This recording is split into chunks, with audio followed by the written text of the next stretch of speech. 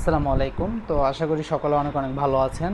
তো আজকে আমরা বেসিক্যালি যে বিষয়টা নিয়ে কথা বলবো সেটা হচ্ছে স্থানীয় সরকার প্রকৌশল অধিদপ্তর অর্থাৎ এলজিইডি এর যে সার্কুলারগুলো তার ভিতর একটা মিড রেঞ্জের হাই ডিমান্ডেবল পোস্ট হচ্ছে কার্য সহকারী।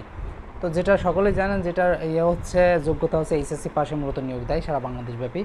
তো এখন কথা হচ্ছে এই সার্কুলারের বিষয়ে কিছুদিন আগে কথাবার্তা হচ্ছিল যে এই সার্কুলারটা সাম্প্রতিক সময়ে সার্কুলারটা দিতে পারে। তো তো আমি যোগাযোগ করে দেখলাম যে এই যে এলজিইডির কার্য সহকারী পদের সার্কুলার, এটা কিন্তু সম্প্রতি বা অতি সত্ত্বর যে সার্কুলার প্রকাশিত হবে এরকম কোনো তথ্য বা তারা এটা নিয়ে কোনো কাজও করতেছে না। বলছে এই বছরে বা খুব শীঘ্রই এই সার্কুলার কিন্তু প্রকাশিত হবে না। এই সার্কুলার প্রকাশিত দেখা গেলো আগামী বছরে চলে যাবে।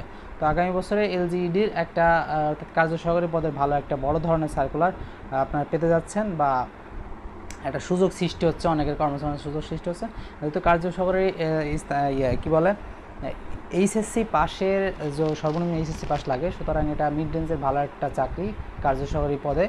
কারণ এলজিইডির মোটামুটি প্রত্যেকটা পদই খুব ভালো পদ, কারণ এটাতে পদোন্নতিটা খুব দ্রুত হয় এবং আস্তে আস্তে অনেক উপরের দিকে যাওয়া যায়।